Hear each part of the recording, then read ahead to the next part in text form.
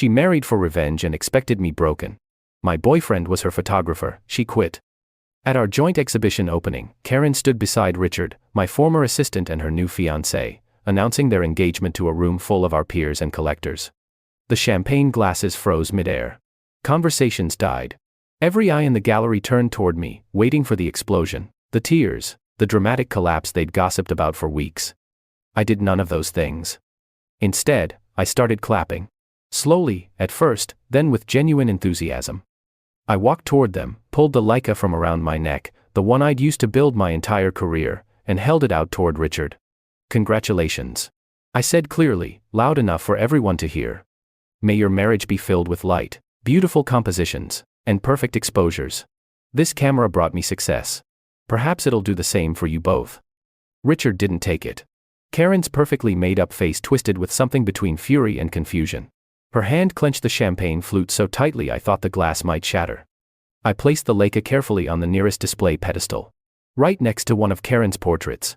The irony wasn't lost on anyone in the room. That camera had shot half the photographs currently hanging on these walls, including several of hers. Charlotte appeared at my elbow. My quiet, efficient assistant who'd been with me since our university days, who'd watched this entire drama unfold from the shadows. She'd been there through everything, trailing behind Karen and me like a ghost through 4 years of college and 3 years of professional chaos. "Charlotte, have you had anything to drink tonight?" I asked. "No, Robert. I'm completely sober." "Good. I gave the valet your name. Take my car keys. I've had too much wine tonight. Drive me home." She nodded without question. "Of course." I made it perhaps 5 steps toward the exit before Karen broke from Richard's side and rushed after me. Her heels clicked frantically against the polished gallery floor. She grabbed my jacket sleeve with desperate fingers. "Robert," her voice cracked, "what exactly do you think you're doing?" I stopped, turned slowly, and looked at her with the same expression I'd give a stranger asking for directions. Polite. Distant. Completely unmoved. "I'm going home, Karen. I'm exhausted. Congratulations again on the exhibition. The work is quite impressive." The gallery's ambient lighting made Karen's tears sparkle like diamonds, but I felt nothing watching them form. Charlotte stood patiently beside me, car keys already in her hand, waiting for my signal to leave. Karen's grip on my sleeve tightened. "You can't just leave like this. We need to talk." I gently but firmly removed her hand from my jacket. "There's nothing to discuss. You're engaged now. Richard is a talented photographer. You two will do well together." I checked my watch. 9:45. I have a conference call with Tokyo in 2 hours and a morning flight to Paris. I really don't have time for extended conversations tonight. Richard finally moved from his position across the room. Swagger in every step. He came up behind Karen and placed a possessive hand on her shoulder. "I think what Karen means is that this whole situation is rather awkward, don't you think? Maybe we should clear the air." I looked at him properly for the first time that evening. Richard had been my assistant for 18 months before I discovered he was feeding my client list to competing studios. Before I found the messages on Karen's phone. Before I understood that their connection went far deeper than professional networking. "There's no air to clear," I said simply. "You're both adults. You made your choices. I respect that. Now I'm making mine." Charlotte touched my elbow lightly. "Robert, the valet has the car ready." "Thank you, Charlotte." As we walked away, I heard Karen's voice rise behind us. "You said you loved me. You can't just stop loving someone." I didn't turn around. Charlotte and I exited into the cool night air. The valet had indeed brought my car around, a practical black sedan. Nothing flashy. Charlotte slid into the driver's seat while I collapsed into the passenger side. We drove in silence for several minutes before she spoke. "That was the bravest thing I've ever seen you do." I laughed, but it came out hollow. "Brave? I was just tired, Charlotte. Genuinely, completely exhausted." "Still," she said softly. "Everyone expected you to make a scene. To fight for her. You've spent 3 years doing exactly that." She wasn't wrong. 3 years of chasing Karen, trying to understand her, accommodating her mood swings and dramatic exits. 3 years of everyone in our industry watching Robert Chen make a fool of himself over Karen Williams.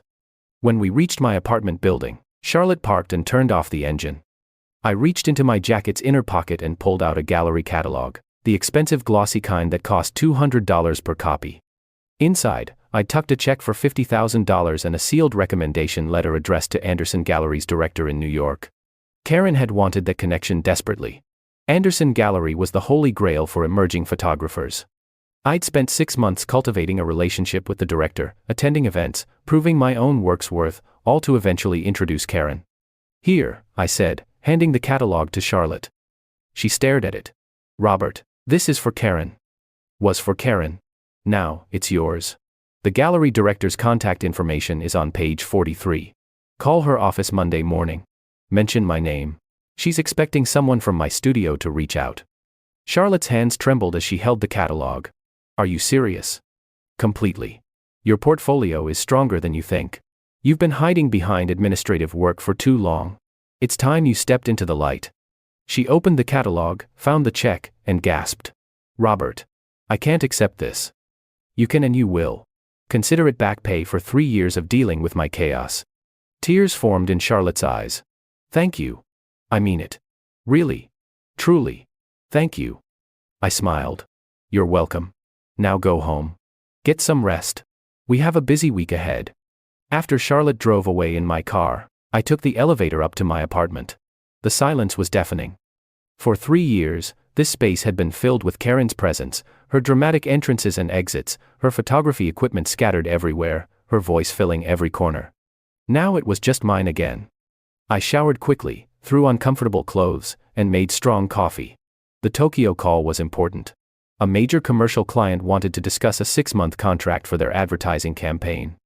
6 months of steady, lucrative work that would take me to Japan, South Korea, and Singapore. During the call, I focused completely on business. Contract terms, creative direction, timeline, budget. The Japanese clients appreciated my professionalism, my preparedness, my clear vision for their brand.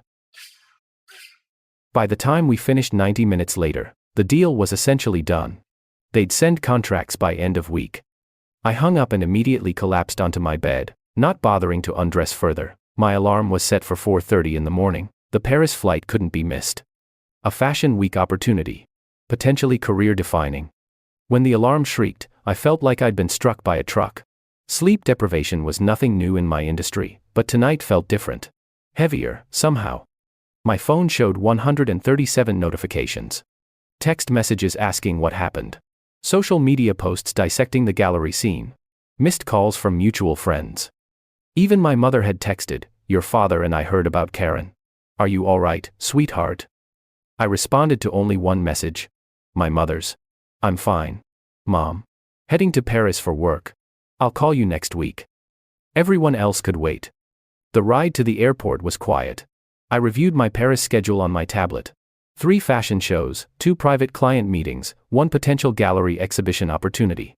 Packed and profitable. Karen had always criticized my work schedule. Too busy, too focused, too obsessed with success. She wanted spontaneity, adventure, emotional availability. At random 3 a.m. moments. I'd tried, God knows I'd tried. But somewhere along the way, I'd realized something important. Karen didn't actually want me available.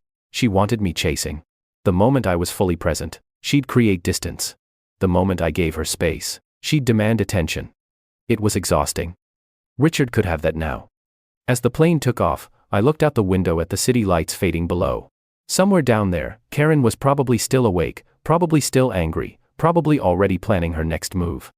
But for the first time in 3 years, I didn't care. I had work to do. A career to build. A life to reclaim. And maybe, just maybe, I'd finally figure out who Robert Chen actually was without Karen Williams defining him. Paris was beautiful, cold, and exactly what I needed. 3 days of non-stop work, fashion shows with impossible lighting conditions, demanding designers, and models who spoke 7 languages, but none particularly well. I thrived in the chaos. My camera became an extension of my body again. Not a tool to capture Karen's vision. Not equipment to support someone else's art, but my own instrument creating my own work. The fashion house loved what I produced. Raw, dynamic shots that captured movement and emotion, rather than just clothing. They offered me a contract extension on the spot.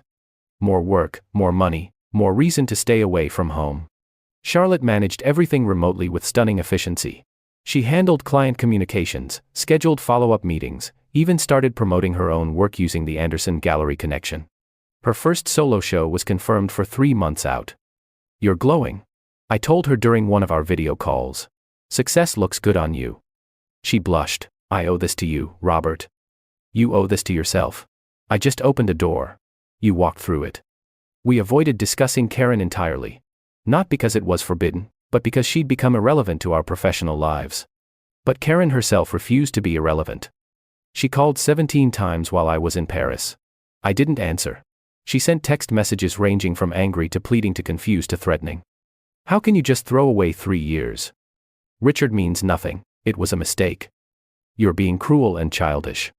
If you don't call me back, I'm coming to Paris." I blocked her number after that last one. Then her friends started reaching out. Mutual acquaintances from our industry. People who'd witnessed our entire relationship, now suddenly playing mediator. "Robert, she's devastated," one mutual friend texted. "She really didn't think you'd actually leave." Another wrote, "Karen admits she made a mistake. Can't you give her another chance?" Even my own friends got involved. "Man, we all know Karen is difficult, but 3 years is a long time. Maybe you're both just exhausted. Take a break, cool off, then talk." Everyone assumed this was temporary. A dramatic pause in the Robert and Karen show, not the final curtain.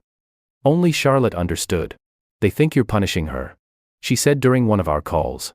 "They think you'll take her back once she's suffered enough." "I'm not punishing anyone," I replied. "I'm just done." "I know that, but they don't. To them, you've been obsessed with Karen since college. They can't imagine you actually moving on." She was right. To everyone who knew us, I was the devoted one, the patient one, the one who tolerated Karen's chaos because I loved her so desperately. What they didn't know was that I'd stopped loving her somewhere around month 18 of our relationship. I'd loved the idea of her. The fantasy. The potential. But the real Karen? The one who criticized my work while stealing my techniques? The one who flirted with my assistants and clients to make me jealous? The one who created drama at every professional event we attended together? That Karen I'd stopped loving a long time ago. I just hadn't admitted it to myself until Richard gave me the perfect excuse to walk away clean. When I returned from Paris, Charlotte picked me up from the airport. She'd brought coffee, my favorite breakfast sandwich, and a tablet loaded with our week's schedule. "Welcome home," she said cheerfully. "You look better." "I feel better." Paris was exactly what I needed. As we drove toward my studio, Charlotte hesitated before speaking. "There's something you should know. Karen came by the studio twice while you were gone." I sipped my coffee, unsurprised. What did she want? The first time, she wanted to collect some equipment she claimed she'd left there. I told her, everything personal had been boxed up and could be picked up during business hours with prior notice. And the second time?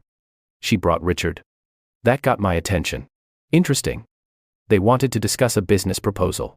Something about collaborating on a joint exhibition series. I told them you were traveling and all business proposals should be submitted in writing to your agent. I smiled. "You're getting good at corporate speak. I learned from watching you handle difficult clients." She glanced at me. "But Robert, there's more. Richard has been telling people he left your studio because you were stealing credit for his work." I laughed. Actually laughed. "That's creative. It's not funny. He's building a narrative that you're threatened by his talent, that you sabotaged his career, that Karen chose him because he's the better photographer. Let him build whatever narrative he wants. The work speaks for itself." Charlotte pulled into the studio parking lot. "You're really not bothered by lies?" "No. Anyone who knows my work and knows Richard's work can see the truth. Anyone who believes him without evidence wasn't worth having as a client anyway." We spent the afternoon reviewing the Paris shots, selecting the best images for my portfolio, and discussing upcoming projects. Charlotte had booked 3 new clients during my absence, all offering substantial contracts. "How did you manage this?" I asked, impressed. "I sent them samples of your Paris work with a note saying you were expanding your services. 2 of them responded within hours." "Charlotte, you're wasted as an assistant." "I know," she said with a grin. "That's why I'm putting in my 2 weeks' notice." I blinked. "What?" "Anderson Gallery offered me a position. Junior curator with opportunities to exhibit my own work. It's everything I've ever wanted, Robert. But I wanted to tell you personally, give you proper notice, help you find a replacement." For a moment, I felt panic. Charlotte had been my rock, my organizational backbone, my sanity through 3 years of chaos. Then I felt pride. "That's incredible. Absolutely incredible. And you're not giving 2 weeks' notice. You're leaving immediately. Robert, I can't just abandon you. You're not abandoning anyone. You're accepting the opportunity of a lifetime. I'll manage. I always do. She hugged me tightly. Thank you for changing my life. You changed your own life. I just got out of the way. After Charlotte left, I sat alone in my studio surrounded by cameras, lights, and years of accumulated equipment. For the first time since college, I was truly alone professionally. No Karen creating drama. No Richard undermining my work. No assistants to manage. Just me, my camera, and my vision. It felt like freedom. My phone buzzed. An unknown number. I almost didn't answer, but something made me pick up. Hello. Robert Chen. A woman's voice. Professional. Unfamiliar. Speaking. This is Margaret Anderson from Anderson Gallery in New York. Charlotte gave me your number. I hope that's all right. My heart rate quickened. Of course. Charlotte speaks very highly of you. The feeling is mutual. She's extraordinarily talented. But I'm actually calling about you. I've been following your work for some time, particularly your recent Paris series. Would you be interested in discussing a solo exhibition? I sat down slowly. A solo exhibition at Anderson Gallery. I know it's sudden, but I have an opening in 4 months. One of my featured artists had to withdraw due to health issues. Your aesthetic would be perfect for the space. Obviously, we'd need to meet, discuss themes, select pieces, but I wanted to gauge your interest first. I'm very interested. Excellent. Can you come to New York next week? Let's say Thursday. Thursday works perfectly. After hanging up, I stared at my phone in disbelief. Anderson Gallery. The opportunity I'd worked years to achieve. The connection I'd tried to build for Karen was now mine. Not because of who I was dating. Not because of networking or manipulation. Because of my work. Just my work. I called Charlotte immediately. Did you do this? I asked when she answered. She laughed. Do what? Anderson Gallery just offered me a solo exhibition. Robert, that's amazing. But no. I didn't do anything. Margaret makes her own decisions. She must genuinely love your work. After we hung up, I stood at my studio window looking out at the city. Somewhere out there, Karen was probably still expecting me to come crawling back. Richard was probably still spreading lies about my character. But none of that mattered anymore. I had my freedom, my career, and finally, my self-respect back. The real question now was what to do with it. The week before my New York meeting, I barely slept. Not because of anxiety about the Anderson Gallery opportunity, but because my mind wouldn't stop replaying the past 3 years. Every moment with Karen, every compromise I'd made, every time I'd chosen her chaos over my own peace. At 3 in the morning, I'd find myself in the studio, scrolling through old photographs. Pictures of Karen laughing at gallery openings. Karen posing for test shots. Karen and me together at industry events, her always slightly in front, me always slightly in shadow. When had I become so small in my own life? Charlotte noticed during one of our transition meetings. She was training her replacement, a efficient young man named Marcus, who asked good questions and took detailed notes. But Charlotte's eyes kept drifting to me with concern. You're not sleeping, she said after Marcus left for lunch. I'm sleeping enough. Robert, I've known you for 7 years. I can tell when you're struggling. I leaned back in my chair, rubbing my temples. I keep thinking about who I was before Karen. I was 22, fresh out of college, hungry to make a name for myself. I had vision, confidence, ambition. Then I spent 3 years dimming all of that to make room for her light. You didn't dim anything. She tried to eclipse you, but your work always spoke for itself. Did it? Or did I let her narrative become the truth? How many times did I hear people say, "Oh, you're Karen's boyfriend, the photographer." Not Robert Chen, award-winning photographer. Just Karen's boyfriend. Charlotte was quiet for a moment. Is that what's really bothering you? That people defined you through her? Maybe. Or maybe I'm angry at myself for allowing it. I could have walked away after the first 6 months when I saw her patterns. The mood swings, the manipulation, the way she'd build me up just to tear me down. But I stayed. I told myself I loved her. I told myself, relationships require work. I convinced myself that her chaos was just artistic temperament. You're human, Robert. You're allowed to make mistakes in relationships. But 3 years, Charlotte. 3 years of watching her flirt with my assistants. 3 years of her criticizing my commercial work while using my connections to build her fine art career. 3 years of everyone telling me I was too patient, too accommodating, too devoted. And I wore that devotion like a badge of honor. Look at Robert, so in love he tolerates anything. My voice was rising now, months of suppressed frustration finally breaking through. Do you know what the worst part is? I didn't even realize I'd stopped loving her. I was just going through motions, playing the role everyone expected. The devoted boyfriend. The patient partner. The successful photographer who didn't mind his girlfriend getting more attention at events, showcasing both our work. Charlotte reached across the desk and squeezed my hand. But you did realize it. You walked away. That takes courage. Does it? Or does it just take finally hitting a limit? She announced an engagement to my own assistant at our joint exhibition. Charlotte, that's not a subtle hint. That's a nuclear bomb. Any person with self-respect would have walked away. Yet everyone expected you to stay. To fight for her. To make a scene and win her back. You didn't do any of that. You blessed their union and left with dignity. That's not weakness, Robert. That's strength. I wanted to believe her. But late at night, alone in my apartment, I couldn't shake the feeling that I'd wasted 3 years of my life on someone who never truly saw me. The photographs I'd taken during those years were technically excellent. Award-winning, even. But looking at them now, I could see the emptiness behind the composition. Beautiful images with no soul. Perfect technique with no heart. I'd been so busy accommodating Karen's vision, supporting her career, making space for her emotions that I'd forgotten how to create work that mattered to me. The Paris series was different. Those photographs had life, energy, genuine feeling. Because I'd shot them free from Karen's influence, free from the need to dim my own light. 3 days before the New York trip, Karen showed up at my apartment building. The doorman called up to ask if I'd receive her. I almost said no, but curiosity won. She looked terrible. Dark circles under her eyes, hair pulled back messily, wearing casual clothes instead of her usual carefully curated outfits. This wasn't the polished, dramatic Karen everyone knew. This was someone genuinely struggling. Can I come in? She asked quietly when I opened the door. I hesitated, then stepped aside. We sat in my living room, an awkward silence stretching between us. Finally, she spoke. Richard and I broke up. I'm sorry to hear that. Are you? Really?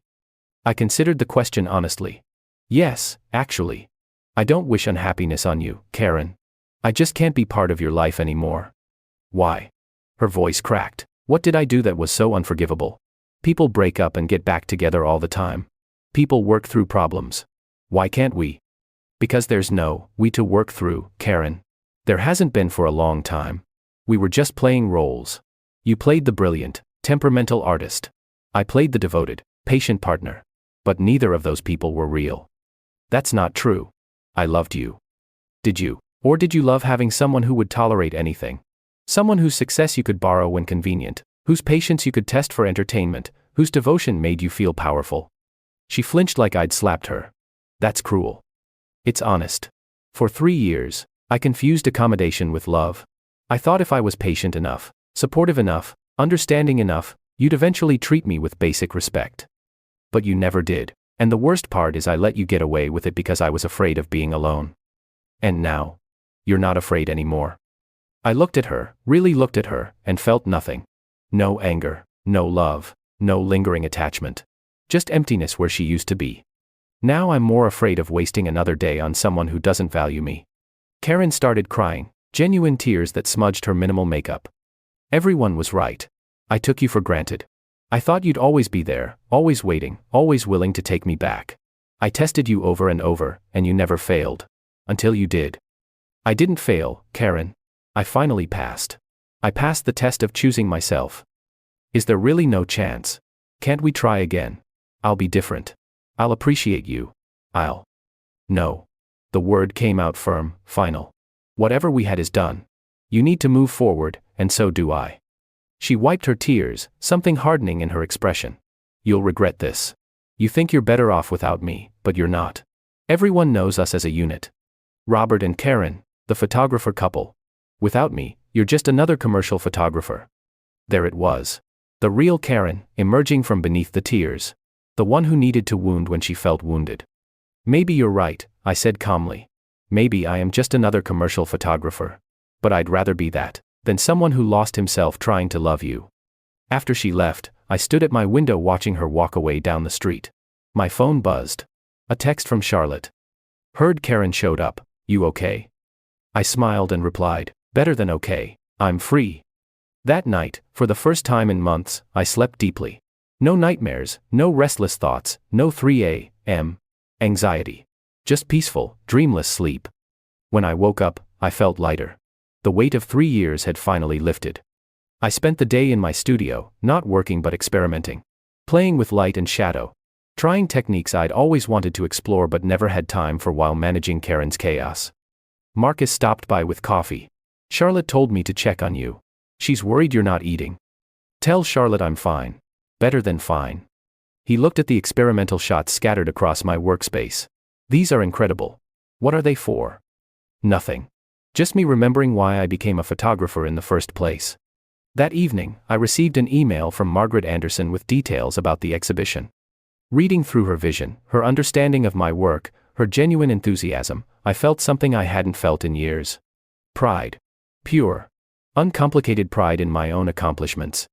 Not pride in being Karen's boyfriend, not pride in tolerating the intolerable, but pride in the work I'd created, the career I'd built, the artist I was becoming now that I'd finally chosen myself. New York was cold, crisp, and full of possibility. Margaret Anderson met me at a small cafe, near the gallery. An elegant woman in her late 50s with sharp eyes that missed nothing. Robert, thank you for making the trip. I've been wanting to meet you in person for quite some time. We discussed the exhibition over coffee. She'd envisioned a retrospective of my commercial work alongside my newer experimental pieces, creating a narrative of artistic evolution. What I find fascinating about your work, she said, is the marked difference between your earlier pieces and your recent work. The technique is consistently excellent, but the emotional depth has changed dramatically. There's a vulnerability in your Paris series that wasn't present before. I considered how much to share. I went through a significant personal change recently. It affected my perspective. The breakup with Karen Williams. I blinked, surprised.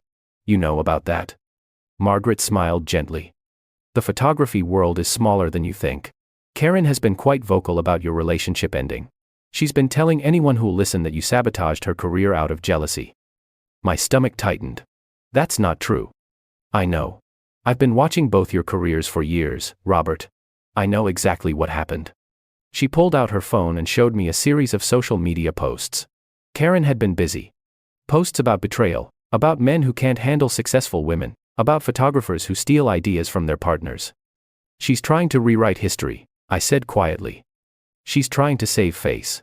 But here's what she doesn't know. Margaret leaned forward. 3 years ago, Karen submitted her portfolio to Anderson Gallery. I rejected her. Not because she lacks talent, but because her work felt derivative. Technically proficient but emotionally hollow. Do you know whose style she was imitating?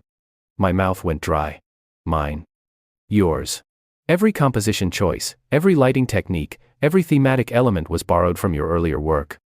I recognized it immediately because I'd been following your career since your college thesis exhibition. You were raw then, unpolished. But there was genuine vision. Karen had the polish but none of the vision. I sat back, processing this information. She never told me she applied to Anderson Gallery. Because she was rejected.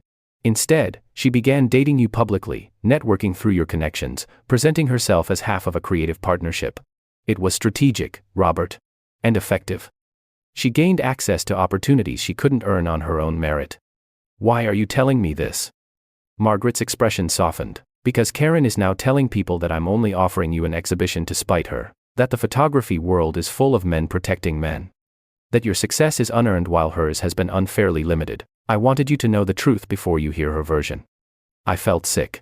3 years of my life. And I'd never truly understood what I was dealing with. She used me. She saw an opportunity and took it. I'm not defending her actions, but I understand them. The art world is brutal, especially for women. She found a shortcut and used it. What she didn't anticipate was that you'd eventually see through it and walk away. Does everyone in the industry know this? Most people who matter do. The ones who believe Karen's current narrative are either too new to know better or too invested in drama to care about truth. Your work speaks for itself, Robert. Always has. That's why I'm offering you this exhibition, not because of who you dated or didn't date, but because you're genuinely talented. After leaving the cafe, I walked through New York for hours, trying to process everything. The relationship I'd mourned wasn't even real. Karen hadn't loved me, she'd used me. Every moment I'd interpreted as passion was actually calculation. Every dramatic exit that made me chase her was manipulation, designed to keep me invested. I'd been a fool. My phone rang. Charlotte. How's New York? She asked cheerfully. Illuminating. I told her everything Margaret had revealed. Charlotte was quiet for a long moment. I knew. What? Not about the gallery rejection specifically, but I knew she was using you. Robert, I've watched her for 7 years. The way she'd take credit for your ideas in conversations, the way she'd position herself in front of you at events, the way she'd undermine your confidence right before big opportunities. I knew. I just didn't think you'd believe me if I said anything. Why didn't you try? Because you weren't ready to hear it. People can't accept truths they're not prepared to face. You had to discover this yourself. She was right. If Charlotte had told me 2 years ago that Karen was using me, I would have defended Karen. I would have called Charlotte jealous or misguided. I had to live through it, hit my limit, and walk away before I could see clearly. I feel stupid, I admitted. Don't, you're human. You wanted to believe in love. That's not stupidity, that's hope. The stupid thing would be going back to her now that you know the truth. There's no chance of that. Good. Because there's something else you should know. Karen has been contacting your clients. My blood ran cold. What? She's been calling them, emailing them, suggesting that you're difficult to work with, that you're going through a mental health crisis, that they should consider other photographers for future projects. Marcus caught wind of it through one of his contacts. That's sabotage. Yes. And it's not working. Most of your clients have been with you for years. They trust you. But she's escalating, Robert. I think she genuinely believed you'd come crawling back, and now that you haven't, she's trying to destroy what you won't share with her. I stopped walking, standing in the middle of a busy New York sidewalk while people flowed around me. How do I handle this? You don't. Your work handles it. You do the exhibition, you continue producing excellent work, you let your reputation defend itself. Engaging with her directly only gives her ammunition. She wants you to fight back so she can play victim. Don't give her that satisfaction. After hanging up, I realized something important. Karen had never loved me, but she'd also never expected me to truly leave. To her, I was a resource, a tool, a stepping stone. The moment I reclaimed myself, I became a threat. And now she was determined to tear down what she couldn't control. I returned to the gallery where Margaret was reviewing exhibition layouts. I need to ask you something. If Karen tries to sabotage this exhibition, what happens? Margaret didn't look surprised by the question. Then we handle it professionally. Documentation. Legal action if necessary. And most importantly, we proceed as planned. Robert, I've been in this industry for 30 years. I've seen every manipulation tactic imaginable. Karen is not the first artist to use personal relationships for professional gain, and she won't be the last. The difference is, I'm choosing to support genuine talent over manufactured drama. She turned to face me fully. The question isn't whether Karen will try to sabotage you. She will. The question is whether you'll let that sabotage work. Will you retreat, hide, play it safe? Or will you claim your space in this industry regardless of her noise? I thought about the past 3 years. All the times I'd made myself smaller to make room for Karen's ego. All the opportunities I'd declined because they might make her jealous. All the ways I'd diminished my own success to preserve her feelings. I'm done making myself small, I said firmly. Margaret smiled. Good. Then let's make this exhibition unforgettable. The 4 months leading to the Anderson Gallery exhibition were the most professionally intense of my life. I worked constantly, selecting pieces, creating new work, refining my artistic statement. Charlotte helped remotely even as she settled into her curator position. Marcus managed the studio with surprising competence, shielding me from distractions. Karen's sabotage attempts continued. She spread rumors, contacted clients, even tried to claim copyright over photographs she'd simply appeared in as a subject. Each attempt fell flat. The industry knew my work, knew my reputation, and increasingly, knew her patterns. But she had one final card to play. 2 weeks before the exhibition opening, Richard published an article on a popular photography blog. The headline read, "The Dark Side of Robert Chen, How One Photographer Built Success on Stolen Ideas and Broken Promises." The article was a masterpiece of manipulation. It positioned Richard as a whistleblower, bravely speaking truth about an industry that protected powerful men. He claimed I'd stolen his concepts, taken credit for his work, and when he'd fallen in love with Karen, I'd retaliated by destroying his career and spreading lies about him. He included carefully cropped emails, edited screenshots of conversations, and testimonials from people I'd never heard of claiming I was difficult, demanding, and vindictive. The article went viral. Within hours, my social media was flooded with comments. People questioning my integrity, demanding I respond, threatening to boycott the exhibition. Industry colleagues began distancing themselves, not defending me but staying carefully neutral. Charlotte called, frantic. Have you seen it? I've seen it. Robert, you have to respond. You have to defend yourself. This is destroying your reputation. Is it? Or is it revealing who actually pays attention to work versus drama? This isn't the time for philosophical pondering. People believe him. People who don't know my work believe him. People who've worked with me, who've seen my creative process, who understand my integrity, they know it's lies. But the general public doesn't matter. Charlotte, I've spent 3 years caring what the general public thinks about my relationship with Karen. I'm done. My work is about to be displayed at Anderson Gallery. That's the response. Not words, not arguments, not playing into their drama. Just excellent work that speaks for itself. She was quiet for a moment. You've changed. I've finally become who I was supposed to be before Karen. But privately, I was shaken. Reading through the comments, seeing people who'd never met me forming strong opinions about my character, watching years of reputation potentially crumble because of well-crafted lies, it hurt. That night, I nearly broke. Nearly wrote a detailed response, nearly engaged in the fight they wanted. My fingers hovered over the keyboard, 1,000 words of defense ready to pour out. Then my phone rang. An unknown number. Hello. Robert Chen. This is David Park from Modern Photography magazine. I'm writing a feature about emerging photographers, and your name keeps coming up. But I've also seen the recent allegations. I wanted to give you a chance to tell your side. Here it was. The opportunity to defend myself. To correct the narrative. To fight back. No, thank you, I said. Silence. I'm sorry. I appreciate the offer. But I'm not interested in responding to allegations. My work is about to be exhibited at Anderson Gallery. Anyone interested in who I actually am as an artist is welcome to attend and see for themselves. But don't you want to defend yourself against these serious accusations? Mr. Park, if someone is determined to believe lies about me, nothing I say will change their mind. And if someone actually cares about truth, my body of work over the past 7 years speaks more clearly than any statement I could write. After hanging up, I felt a strange calm. I'd spent 3 years fighting for Karen's attention, her approval, her love. I was done fighting for anyone's validation. The week before the exhibition, Margaret called with news. Karen has submitted a formal complaint to the gallery board, claiming you've used her image without permission in several pieces and demanding we remove them from the exhibition. What did the board say? They're reviewing her claim. Robert. Did she sign model releases? For every single photograph. I have documentation. Send it to my assistant immediately. And Robert? Prepare yourself. She's planning to attend the opening. She's been telling people she's going to make a scene. Let her come. Let her make whatever scene she wants. I'm not giving her power over my life anymore. The night before the opening, I stood alone in the gallery space, looking at my work displayed on pristine white walls. The retrospective Margaret had curated told a story I hadn't fully understood while living it. The early pieces, technically proficient but emotionally restrained. The middle period, increasingly hollow despite their polish. Then the break, the shift, the Paris series where something inside me had finally come alive again. And the new pieces, created specifically for this exhibition.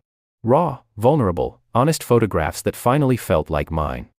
Charlotte found me there. It's beautiful, Robert. Truly beautiful. Think anyone will show up after Richard's article? The people who matter will show up. That's all that counts.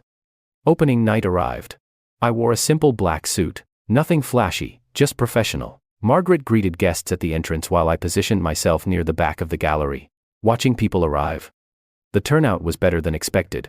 Industry professionals, collectors, journalists, and photography enthusiasts filled the space. Some people who'd commented negatively on social media showed up, perhaps curious to reconcile the drama with the actual work. Charlotte arrived with Marcus, both beaming with pride. My mother flew in from California, elegant and emotional. Even my grandfather came, a rare appearance outside his usual social circle. Then Karen arrived.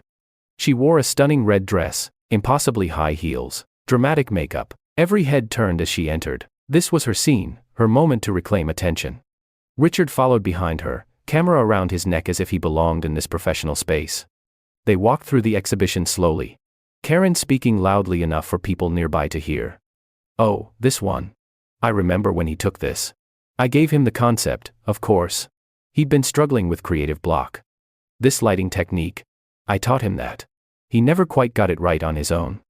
It's interesting seeing work displayed when you know the truth behind it." People glanced at me, gauging my reaction. I did nothing.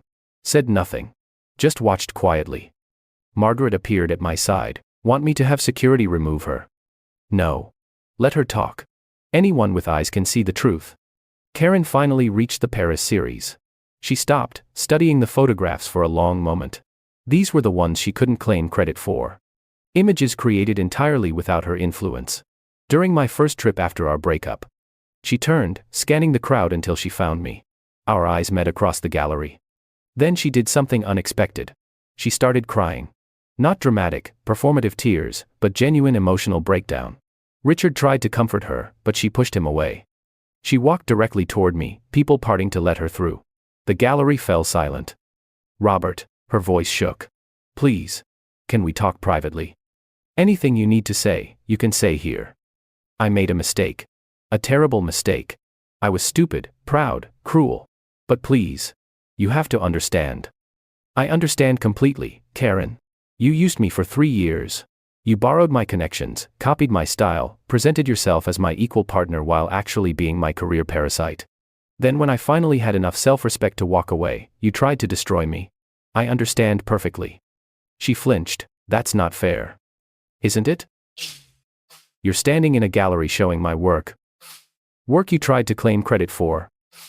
Work you told your friends I'd stolen from you, and you want to talk about fair?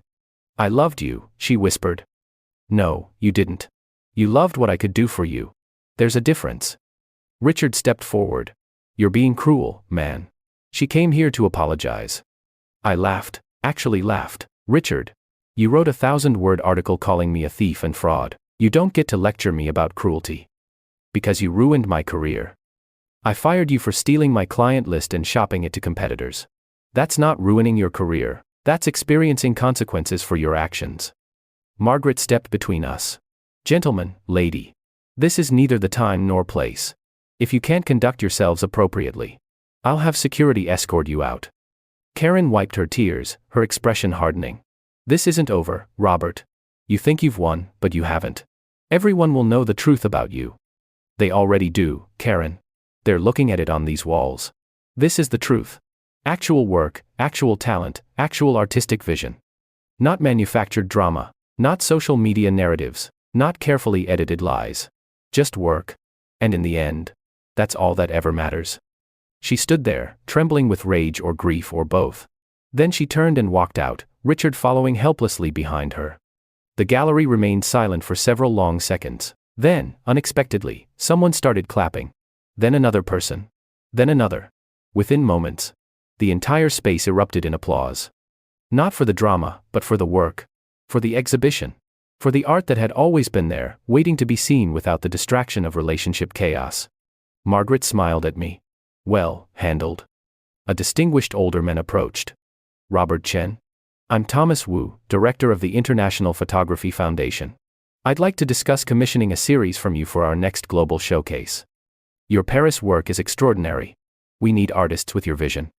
Through the evening, people continued approaching. Collectors wanting to purchase pieces.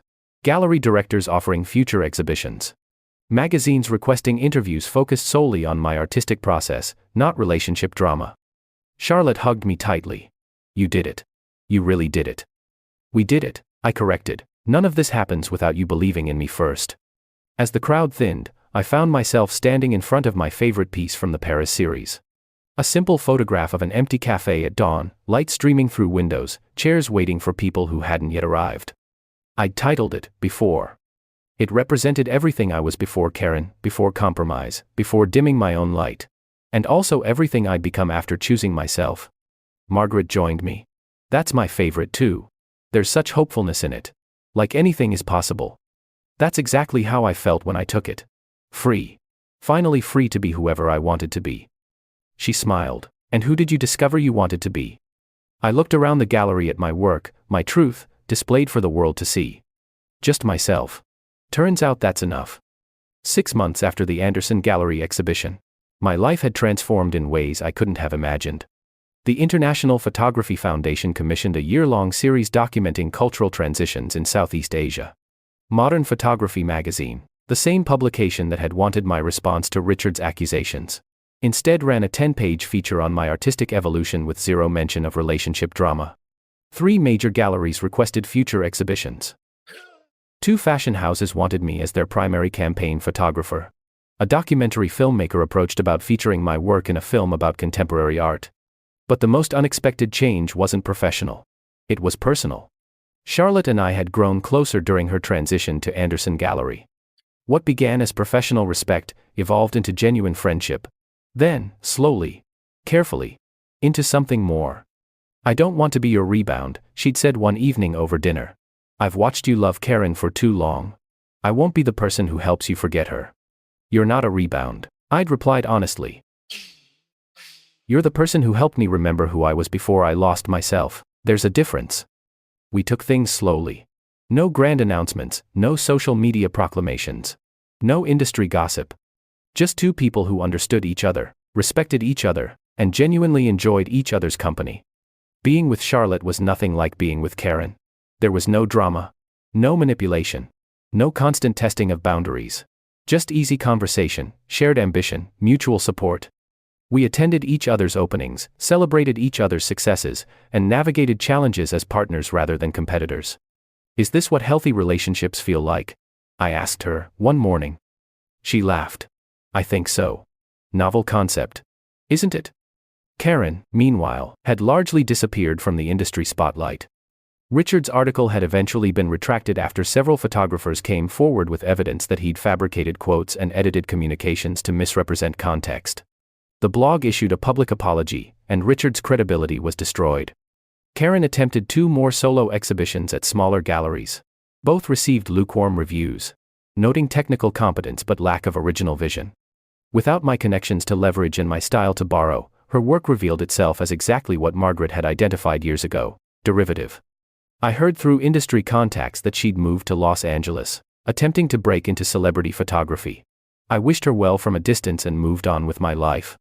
Then, almost a year after our breakup, I received an unexpected email. "Robert, I know I have no right to contact you. I know I destroyed any possibility of friendship between us, but I wanted you to know that I'm in therapy, working through my issues, trying to understand why I behaved the way I did. My therapist suggested I write to people I've harmed, not to ask forgiveness but to take accountability. So, here it is, I used you. I saw your talent, your connections, your kindness, and I exploited all of it for my own gain. I told myself I loved you, but I loved what you could do for me. When you left, I felt abandoned, but really, you just stopped allowing me to take advantage of you. I'm sorry. Truly. Genuinely sorry. I don't expect you to respond. I just needed you to know that I finally understand what I did, and I'm trying to be better. I hope you're well. You deserve every success. Karen." I read the email 3 times, processing the words, examining my emotional response. I felt nothing. No anger, no vindication, no lingering hurt. Just mild curiosity about her journey and genuine hope that she found whatever she was looking for. I showed the email to Charlotte. Should I respond? She considered for a moment. "Do you want to?" "I don't know. Part of me feels like I should acknowledge her growth, but another part thinks responding keeps a door open that should stay closed." "Then don't respond. Her apology is for her healing, not your closure. You already have closure." She was right. I'd found closure months ago, standing in Anderson Gallery, watching my work receive recognition on its own merit. I deleted the email without responding. 2 months later, I flew to Thailand for the Foundation Commission. The project was ambitious, documenting traditional craftspeople whose work was being displaced by modernization. I'd spend weeks in small villages, capturing disappearing art forms before they vanished entirely. Charlotte came with me for the first 2 weeks, using vacation time from the gallery. We explored temples, ate street food, photographed sunrise over rice paddies, and talked about the future. "I've been offered a promotion," she mentioned casually one evening. "Senior curator position. More responsibility. More travel. More opportunities to shape emerging artists' careers. That's incredible. When do you start? That depends. The position would require relocating to London for at least 2 years. My stomach dropped. London. I haven't accepted yet. I wanted to talk to you first. She took my hand. Robert, I'm not asking you to come with me. We've only been together 6 months. I'm not asking you to rearrange your life. But I need to know if this relationship has a future you're invested in, or if we're just enjoying something temporary. I looked at her, really looked at her. Charlotte, who'd believed in me when I couldn't believe in myself. Who'd stood beside me through chaos without adding to it. Who celebrated my successes without jealousy and supported my ambitions without resentment. I wasted 3 years on someone who never saw me. I said slowly. I'm not going to waste another moment being anything less than certain about someone who does. What does that mean? It means I'm invested. Completely. If you go to London, we figure it out.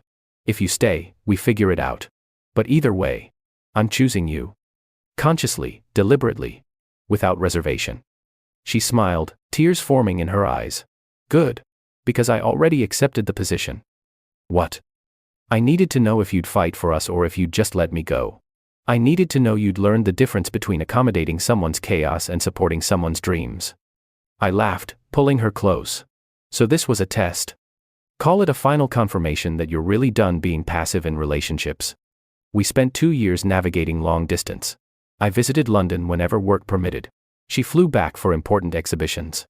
We video called constantly, sharing daily details, discussing work challenges, maintaining connection despite distance. It wasn't always easy, but it was always worth it. When Charlotte's London contract ended, she returned with an offer to establish an American branch of the international gallery she'd been working with. The location? New York, where my career was now primarily based. Convenient timing, I said when she told me. Almost like I planned it, she replied with a grin. We found an apartment together in Brooklyn, a spacious loft with perfect natural lighting for both our work. Charlotte curated emerging artists. I continued traveling for commissions but always had a home to return to. 3 years after that exhibition at Anderson Gallery, I found myself at another opening. This time, Charlotte's first major exhibition as an independent curator, showcasing photographers whose work challenged conventional narratives. I was there as her partner, supporting her moment rather than sharing the spotlight. Karen attended. I hadn't seen her in person since that night at Anderson Gallery.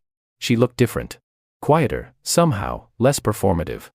She'd brought a date, a screenwriter she introduced briefly before moving on to view the exhibition. Later, she approached me alone. Congratulations on your engagement. I saw the announcement. I glanced at my left hand, where a simple band now rested. Charlotte and I had gotten engaged quietly, no dramatic proposal, just a mutual decision about the future we wanted to build together. Thank you, I said simply. She's talented. The exhibition is excellent. She is. It is.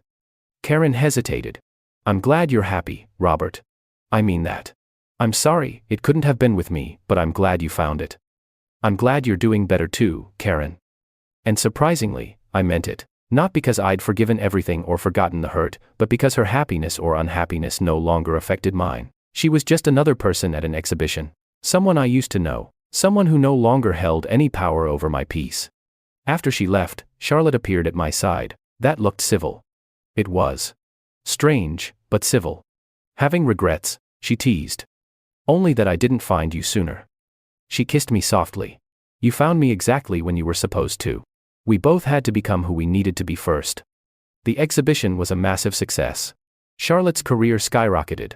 My own work continued earning international recognition. We built a life together based on mutual respect, genuine support, and the kind of love that doesn't require diminishing yourself to make room for another person. 5 years after Karen announced her engagement to Richard at our joint exhibition, Charlotte and I stood in the same gallery space, now hosting a retrospective of both our careers. 2 artists, 2 visions, displayed side by side not in competition but in complement. The invitation we designed together read, Light and Perspective, a dual exhibition by Robert Chen and Charlotte Evans. Unlike that night with Karen, there was no drama. No competition for attention. No underlying resentment. Just 2 people who'd each found their own light and chose to shine together. My mother approached with tears in her eyes. I'm so proud of you, sweetheart. Not just for your success, but for becoming someone who knows his own worth. It only took me 3 years of losing it to figure out, I joked. The important thing is you figured it out.